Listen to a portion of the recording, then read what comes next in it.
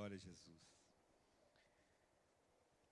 Queridos, eu vou convidar os irmãos para que abram a sua Bíblia. Nós vamos ler um texto curto do Evangelho segundo escreveu Lucas, o capítulo número 24 ainda. Falo ainda porque a última mensagem que nós fizemos exposição aqui foi no capítulo 24 de Lucas. E nós vamos prossegui-la, a exposição, em um tema diferente e em um contexto diferente. Lucas, capítulo de número 24, versículo de número 45 até o versículo de número 49. Os irmãos têm toda a liberdade de deixar a Bíblia aberta aí. Nós vamos ficar no texto, tentar de uma forma bem simples expor a verdade do texto que está em Lucas, tá bom?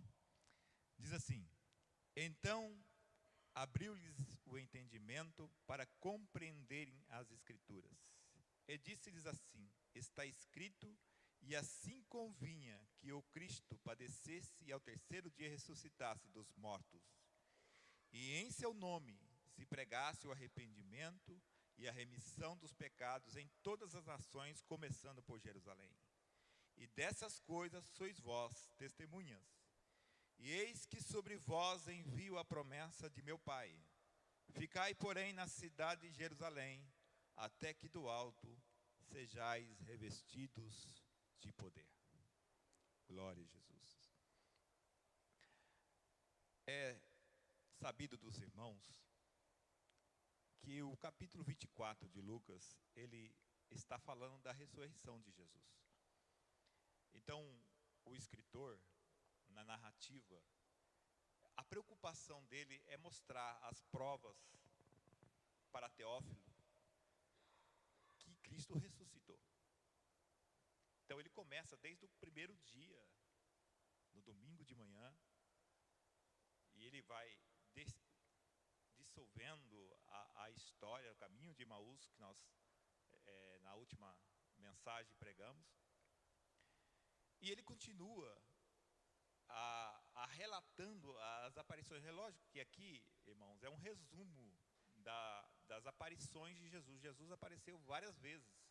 João vai relatar pelo menos 3 vezes aparecendo aos discípulos, né? Mas aqui é um relato só, a narrativa está mostrando aqui, para mostrar a Teófilo provas incontestáveis que Jesus ressuscitou, que Jesus morreu e ressuscitou. E dentro desta perspectiva, Jesus, na aparição, a partir do capítulo do versículo de número 36, Jesus tem um encontro com os seus discípulos em um lugar, numa casa. E quando Jesus se encontrou com os seus discípulos na casa, ali houve algumas situações que aí me chamou a atenção e gerou a mensagem que nós iremos pregar nessa noite, com o tema características cristãs de um coração aquecido. Eu vou repetir para os irmãos: características cristãs de um coração aquecido. Guarda isso, porque o tema decorre de toda a mensagem. Características cristãs de um coração aquecido. E a primeira coisa que dentro da introdução é perceber, queridos irmãos, que os discípulos, não se sabe qual foi a situação em que o coração deles se apegou, que eles ficaram desorientados, ficaram perdidos. Está lá no versículo de número 38, eu vou ler aqui para os irmãos. Versículo 38 diz assim: e eles disseram: por que estáis perturbados, e por que sabem tais pensamentos aos vossos corações? Veja, Jesus está falando aos discípulos. Os discípulos ficaram perdidos. concepção da perdição dos discípulos, havia uma lógica. Por que eles estavam perdidos? Jesus tinha morrido. E todos os assuntos que havia em volta em Jerusalém, todas as fofocas, vamos dizer assim, que fofoca não era coisa nenhuma, mas para eles era uma fofoca, gerava mais angústia neles, porque havia um testemunho das mulheres que Jesus havia ressuscitado. Havia testemunho de 2 discípulos a caminho de Emaús que Jesus havia ressuscitado, mas até então a escola dos discípulos não havia visto ainda Jesus ressuscitado aqui nesse texto. E Jesus aparece. E a primeira indagação é exatamente essa. Por que vocês estão com corações conturbados, contristes, perturbados? Não há razão bíblica para vocês estar desta forma. Não há razão de vocês estar desse jeito. Por que Jesus está falando isso, irmão? Porque Jesus já havia declarado que ele havia de ressuscitar. Era ciência dos discípulos. Eles já ouviram a pregação de Jesus anteriormente, que Jesus havia de ressuscitar. Mas os corações deles ficaram limitados às tradições em que eles foram ensinados pelos pais. E aí eles começaram a ter dificuldades de enxergar uma mensagem que realmente era a mensagem que ia mudar os corações deles, que ia aquecer os corações deles. E aí Jesus começa a decorrer a mensagem, e aí falando, e aí nós paramos para resumirmos no primeiro ponto, compreendendo a verdadeira Escritura. Por que isso? Está lá no versículo 45, irmãos, eu vou ler de novo. Então abriu-lhes o entendimento para compreenderem as Escrituras. Olha, gente, percebe-se que comigo aqui numa exegese bíblica, Jesus havia ficado 3 anos do seu ministério, 3 anos, ensinando os discípulos as Escrituras. Fazia 3 anos que eles estavam na escola apostólica de Jesus, aprendendo sobre Jesus através das Escrituras. Jesus, em vários momentos da Escritura aqui, você vai perceber Jesus ensinando no monte, Jesus ensinando parábolas, Jesus demonstrando verdades bíblicas para o seu colégio apostólico.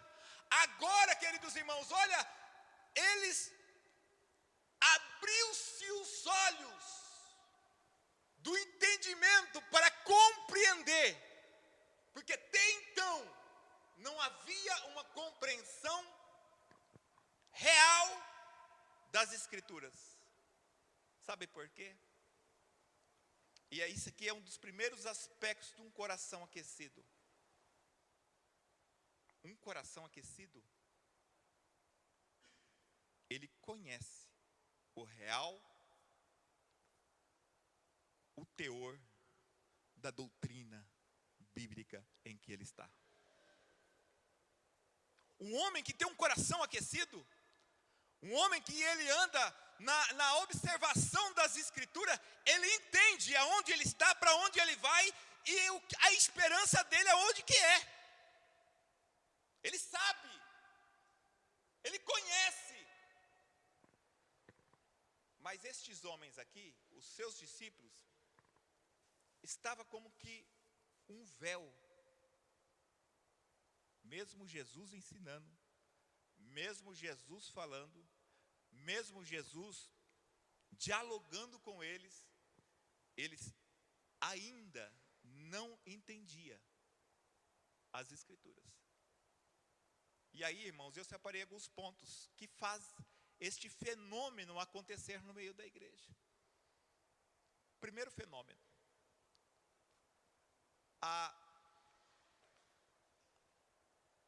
misticismo da experiência que nós passamos na nossa vida religiosa bloqueia a nossa verdade cristã.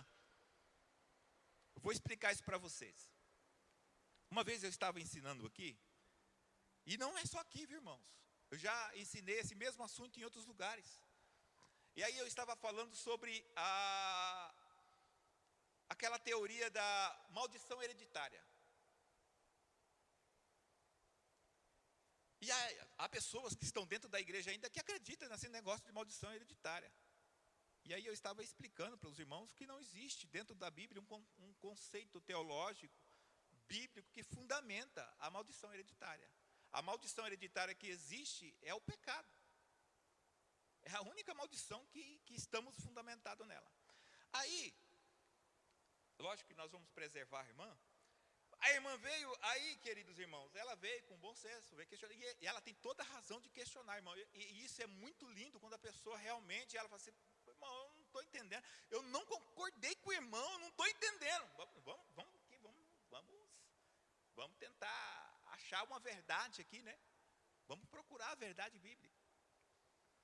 E aí eu percebi o seguinte, que a experiência que ela trouxe, da vida que ela passou, de que alguém falou uma profecia para ela, que aquilo que estava acontecendo com ela era porque a maldição hereditária estava sobre a vida dela, resumindo mais ou menos isso, ela carregava essa experiência, porque realmente havia acontecido algo com ela. E aí a pessoa carrega um misticismo religioso, que bloqueia a verdade que está exposta na palavra. Porque ela teve uma experiência, e a experiência foi forte. E ninguém vai negar essa experiência. Eu não estou falando que não é real, ela é real. Mas certamente ela tem uma explicação lógica. Certamente ela tem uma explicação teológica para aquilo que está acontecendo. Certamente, irmãos, certamente. Então o que o irmão quer dizer? Eu quero dizer, irmãos, que nós nos apegamos muito à experiência que vivemos no meio religioso. E bloqueamos algumas verdades que está exposta aos nossos olhos. Que está na nossa cara e nós não conseguimos enxergar. Sabe por quê? Porque a experiência religiosa, ela está bloqueando, ela está mistificando o evangelho para nós. E isso aconteceu com os discípulos. E é muito fácil analisar isso aqui, sabe por quê? Primeiro, os discípulos, eles tinham dificuldade eu falei isso na mensagem passada, os discípulos tinham dificuldade de enxergar um Messias sofredor.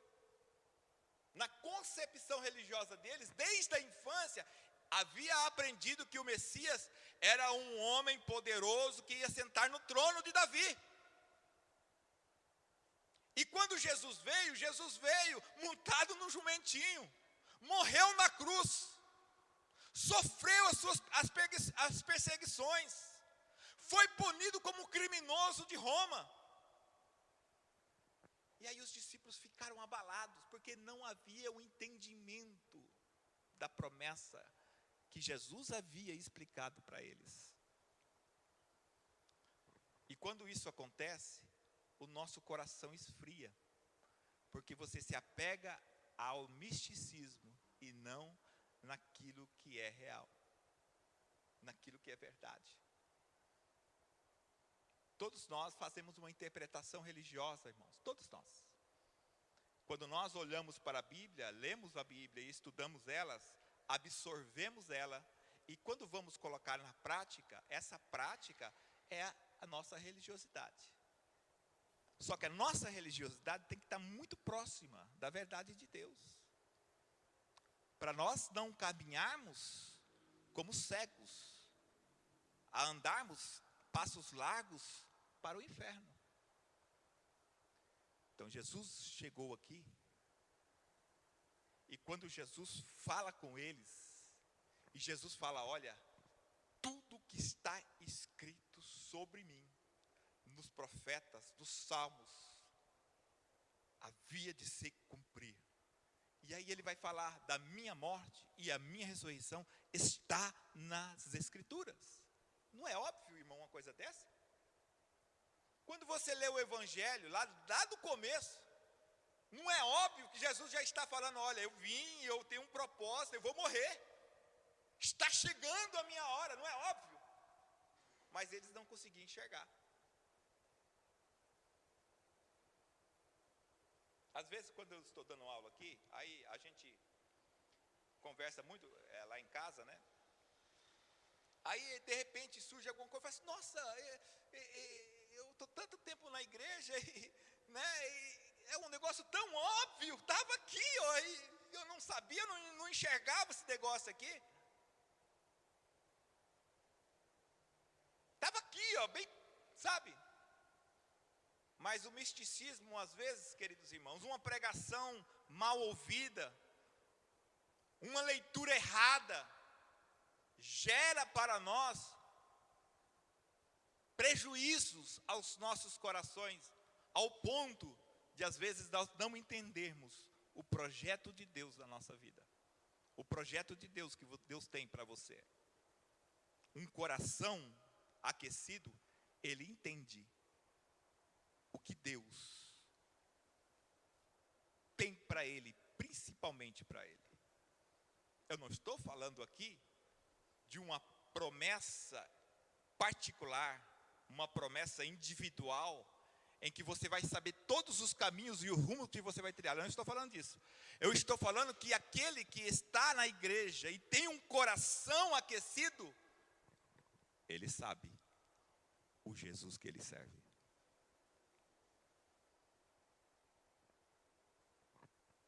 Eu passei uma experiência, irmãos. Eu não ia falar isso aqui, lógico que é uma experiência minha. Mas é sábado dos irmãos que a minha mãe faleceu essas 2 semanas atrás.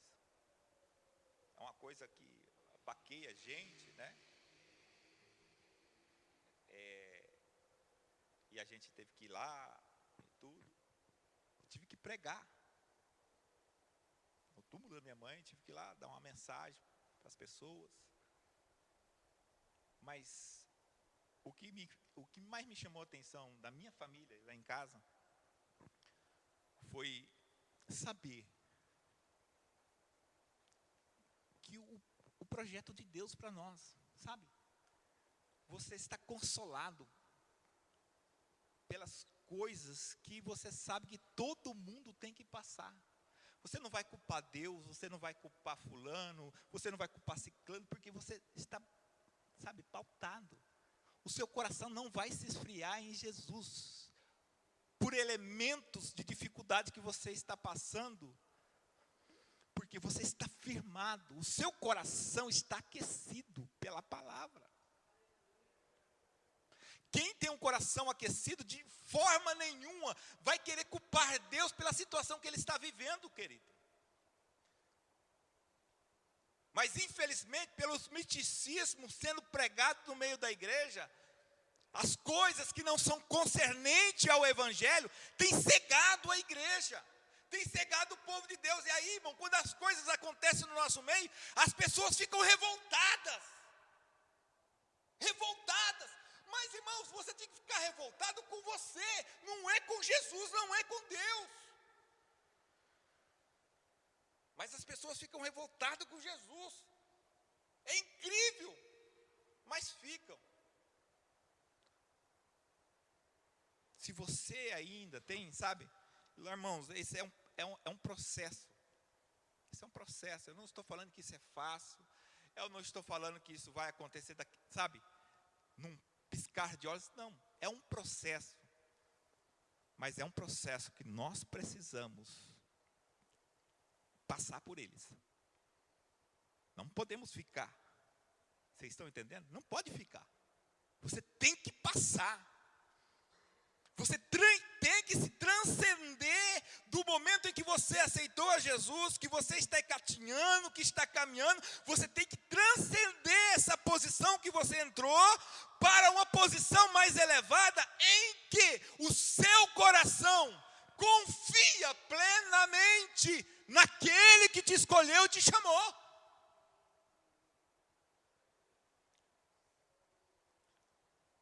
A compreensão real das Escrituras. Os discípulos começaram a entender a Escritura ali. É lógico, irmãos, aqui não está falando de que eles não compreendiam nada das Escrituras, não é isso. Mas a primórdia do Evangelho eles não tinham entendido. A primícia do Evangelho eles não tinham entendido. E qual que era a primícia dessa mensagem, queridos? Morte e ressurreição de Jesus. Olha, é tão simples, não é? É tão simples. Quando você fala morte e ressurreição de Jesus, olha, parece, não, irmão, quem que não acredita nisso hoje? Pasme os irmãos. Tem muitos cristãos que estão na igreja e fora, os que estão fora da igreja, que até hoje não compreendeu aquilo que envolve morte e ressurreição de Jesus. Lucas, quando está escrevendo, está enfatizando que Jesus morreu.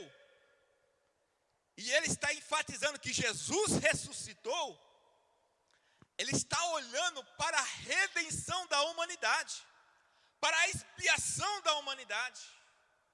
É para uma visão, um Jesus além da cruz. Um Jesus que não está historicamente, filosoficamente, sendo compreendido de uma forma histórica e filosófica. Tem gente que não, Jesus morreu, Jesus ressuscitou, amém.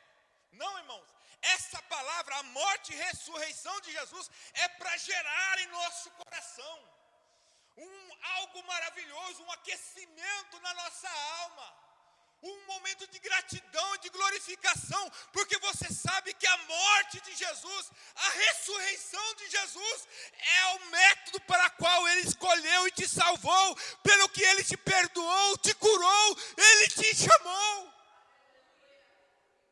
E quando você compreende isso, quando isso está entranhado na sua alma, quando fala da morte e da ressurreição de Jesus, o seu coração se aquece.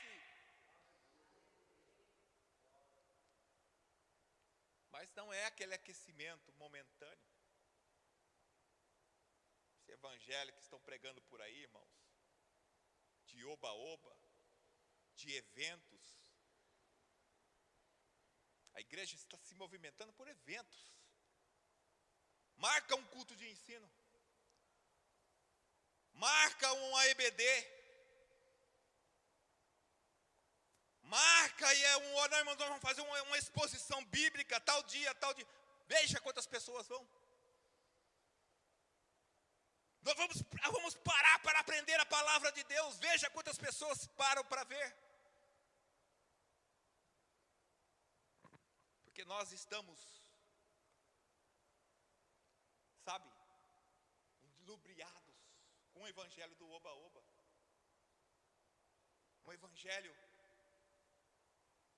de momentos, de misticismos, que se você não for emocionado por uma música, se você não chorar por causa de um teatro, se você não participar de alguma coisa que vai comover o seu coração, você fala, nosso culto foi frio hoje.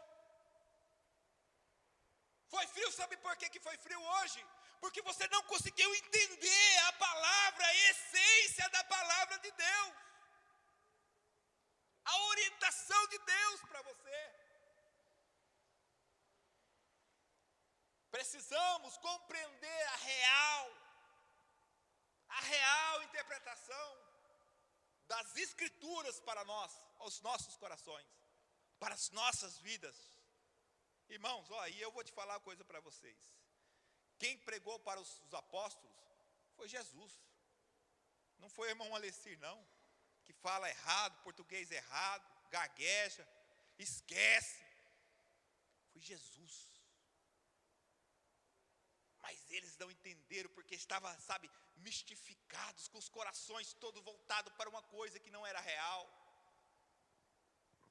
Nós precisamos, queridos, voltar as nossas mentes para aquilo que realmente vale a pena. Para que possamos compreender a essência deste evangelho da morte e ressurreição e da transladação de Jesus aos céus. Segundo, o teor da mensagem. Aqueles que têm um coração aquecido, ele sabe qual é o teor da mensagem pregada.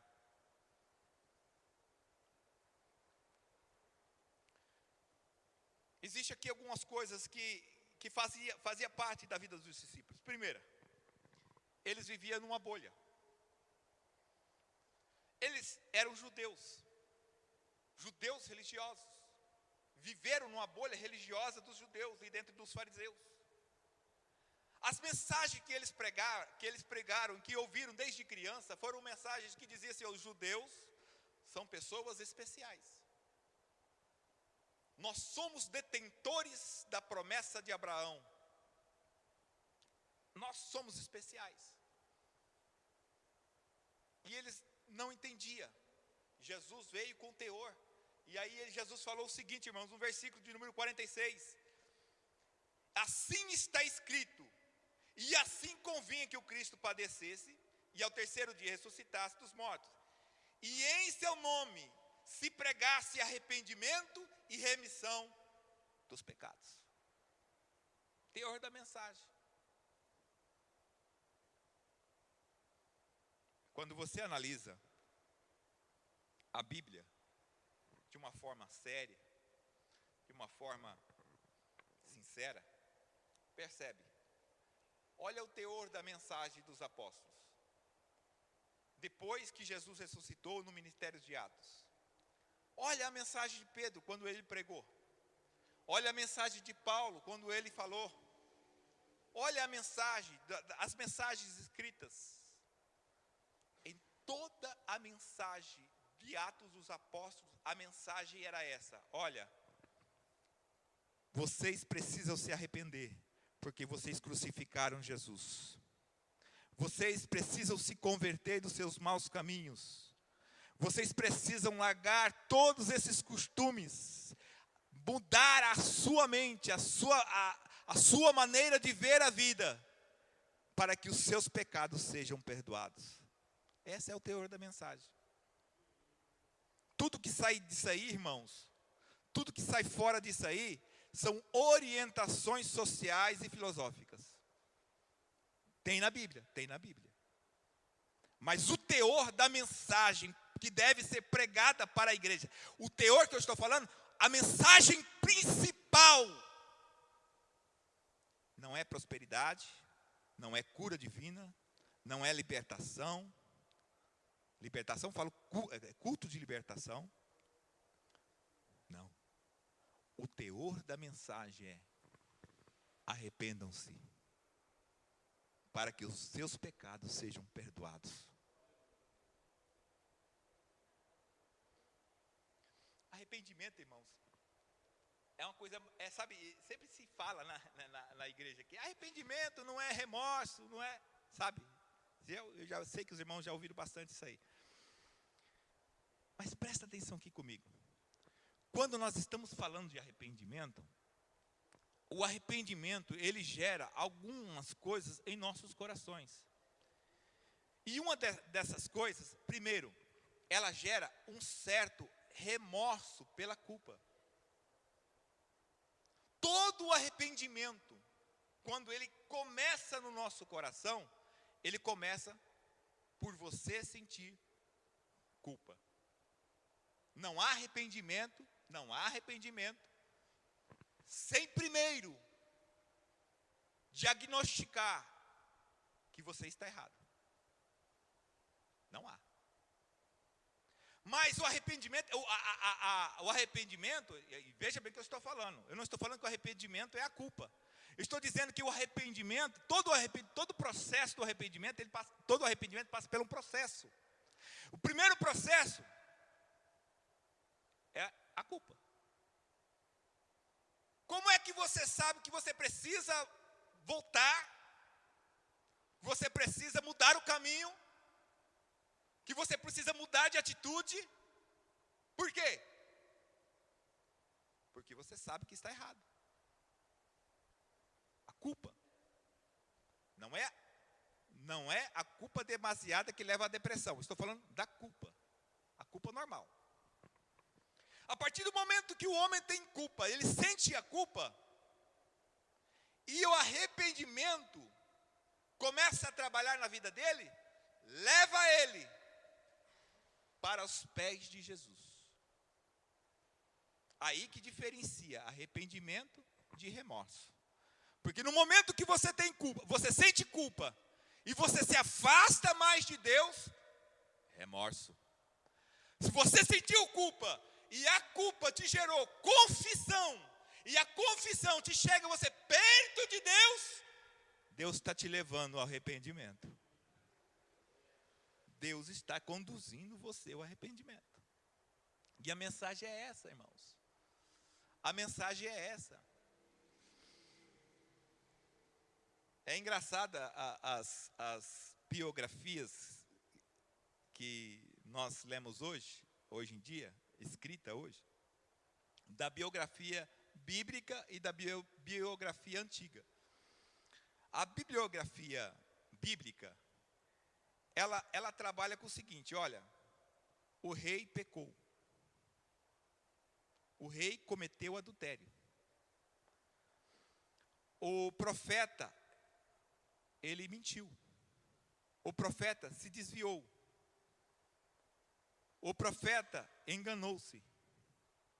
A Bíblia não omite. Quando ela vai fazer uma biografia, ou ela vai fazer uma narrativa, ela não omite. Ela conta a história dentro daquilo que ela é. É uma característica judaica. Eles contam realmente como que foi. Davi, ele cobiçou a mulher e caiu. E cometeu o pecado. Agora, como é que é escrita a nossa biografia? Aí se você pega a biografia de um pastor presidente, qualquer um. Pastor presidente era formado, tinha 4 faculdades, fazia parte da academia de letras, não sei de onde. Era um homem por excelência de oração. Era um homem em que quando pregava, multidões choravam. Se você analisar a biografia, você não vai achar um pecadinho sequer. Sabe, se você fala assim, não, é santo, é um santo. Sabe por quê, irmãos? Eu estou falando isso porque todos nós, e isso gera um desconforto, porque principalmente nas redes sociais, quando o cara, ele analisa um lar, uma casa, uma família, numa rede social, ele vê o que lá? Só perfeito. Churrasco, eventos, viagens, declaração de amor, declaração para o filho, para a esposa, sabe? Você olha para aquilo e fala assim, nossa, que inveja dessa família. Gostaria de ser assim, porque eu lá em casa, lá vira e mexe, nós estamos, sabe, discutindo para ver quem tem razão. Para ver quem é o melhor, quem é o mais bonito, quem fala melhor, quem tem a melhor filosofia. Gente, tem alguma coisa errada. E aí vai gerando um desconforto, porque nós vivemos num mundo em que as pessoas acham que são perfeitas. E essa perfeição nunca gera arrependimento, sabe por quê? Porque você está baseando a sua vida sempre para outra pessoa. Você está sempre cobiçando aquilo que está lá fora. Eu não gostaria de falar, mas eu vou falar. A famosa inveja. Ninguém quer ter inveja. Mas pasme os irmãos, todos nós temos um grauzinho de inveja. E precisamos lutar contra ela. E é fácil de enxergar isso. trabalha numa empresa e que você faça o mesmo serviço que o outro, e o outro é promovido, o que você vai falar? Eu sou melhor que esse aí, rapaz. Inveja não é de alto grau, mas é. Ela está norteando o nosso coração, irmãos, porque nós achamos que somos perfeitos, mas quando nós olhamos para dentro de nós, a mensagem da cruz diz: você precisa se arrepender, rapaz. Você precisa se converter, rapaz. Você precisa mudar a atitude, rapaz, para encontrar um aquecimento no seu coração e na sua alma. Vamos ficar de pé, irmãos? Eu já separei 3 exatamente isso, porque eu sei que eu falo muito. Então, eu separei 3 pontos só. Precisamos estarmos revestidos do poder. Então, a primeira, compreender as Escrituras, está no versículo 45. Segundo, o teor da mensagem, que é o arrependimento e a remissão dos pecados, está no versículo 47. E por último, 49, que o texto vai dizer o quê, irmãos? Que é um texto conhecidíssimo. Ficai em Jerusalém, até que do alto sejam revestidos de poder. Olha, queridos irmãos, depois que os apóstolos tiveram um encontro com Jesus, abriu o entendimento deles, o coração deles se aqueceram. Qual que você acha que é a atitude desses apóstolos? Sair correndo para anunciar o evangelho, não é? Vamos pregar. Opa, aí Jesus falou: opa, para aí, para. Fiquem em Jerusalém, não saia desesperado, achando que vocês podem com a própria força de vocês. Não, vocês não são os bonzãos. Calma, espera, fique até, quer dizer, fique, mas não fique parado não.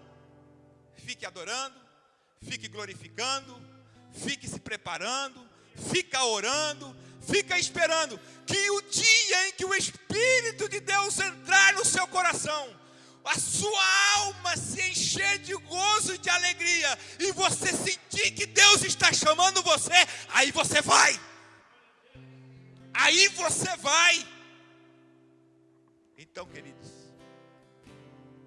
fique. Não é de qualquer jeito que temos que sair, não. Só para... Pode cantar, irmão, não vai atrapalhar não. Eu aceitei Jesus com 16 anos. Com 17 anos, um pastor chegou para mim e falou assim: Alessi, eu tenho uma obra para você. Cara, uma obra maravilhosa. Eu tenho uma igreja lá na Vila União. Tem 2 crentes. Você vai ser pastor de lá. Epa, você está ficando doido, meu amigo. Irmão, é uma coisa que é muito séria. Você falar para um jovem de 17, 18 anos, olha para um jovem de 17, 18 anos, dá uma olhada para ver, é uma criança. Se eu fosse na onda desse pastor, aonde que eu estaria hoje? Fui lá conversar com os pastores, amigos meus, falei: pastor, rapaz, fique, não vá não, você não está preparado. Então, há momentos de ficar. Fique, prepara, ora, busque a Deus, leia a palavra de Deus, deixe Deus tocar seu coração, encher a sua alma. Quando Deus encher o seu coração, você vai saber, porque Deus não deixa enganado não, irmão. Vai vir um vento veemente, impetuoso, um som de um vento, vai encher a casa, o seu coração. Você vai ter a certeza de Deus, que Ele te chamou para a obra que Ele tem colocado na sua vida.